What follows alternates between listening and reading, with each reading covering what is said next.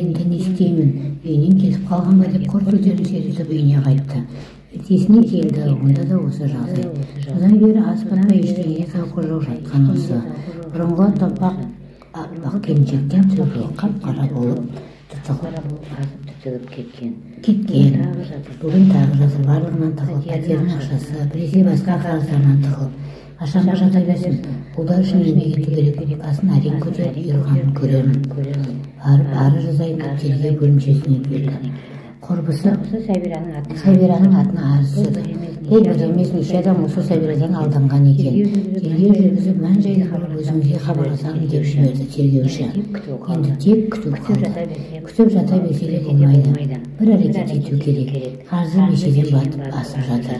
Үлкен қалада тек өзі қалғандай болды, таныс ешкім жоқ. Не істерін білмей өзінің бауырына хабарласты. Көмектессе, осы көмектеседі деп сіңлісіне қоңырау шалды. Тұтқан алған сіңлісі әрең шыдап отыр екен. Ұрса жөнелді. Бізді тыңдамай кетіп едің ғой, енді не болды? Керемет байқалатын Сәбира қайда кетті? Оған бауырыңды тыңдамай, құрбың жақын болып еді. Хабарласып отырсың. Не үшін керек болып қалдың дейді. Айтатын дым жоқ. Сіңлісі ұрса жөнінен ұрсып жатыр. Алды жұмылған күйі үндемеді. Әбден ұрсып ішіндегі ашуын шығарып алған сіңлісі не болды? Керек пе деді. Қанша дегенмен бауыры ғой, жаны шықты. Бұл сөзін естіген Арайым сөйлей алмай жылап жіберді. Арғы шетінде басып айтып, неге жылайсың? Бұлар іс болған, енді өкінбе. Бұл саған өмірлік сабақ болсын деді. Өзін әрең басқан арыз тастағанын айтып, одан қарызданып қалғанын айтып жатыр. Ақша бере тұр, жұмысымды реттеп алсам берермін деді. Ақшаны қайтарма, одан да пәтерақы төлеуден кері қайт. Онда пәтерақы төлеу қиын болады.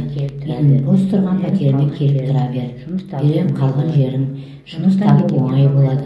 Сондықтан ертеңнен қалмай жолға шық деді. Сіңлісінің айтқанын жасап, екі ұлының киімдерін алып қайтты. Содан бері жарты жылдың жүзі болды.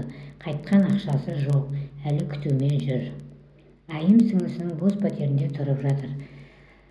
Өзі бұрынғы жұмысына барып еді, орын бос емес екен.